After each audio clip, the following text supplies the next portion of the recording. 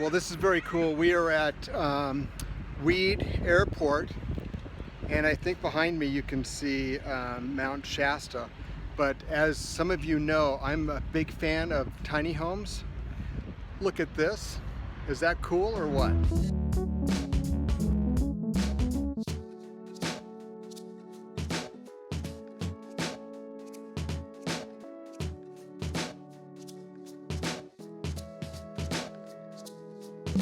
Well, the fireman and me cannot resist.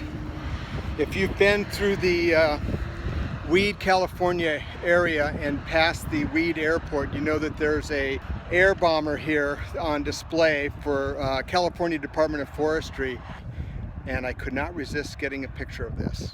Looks like an S-2 bomber.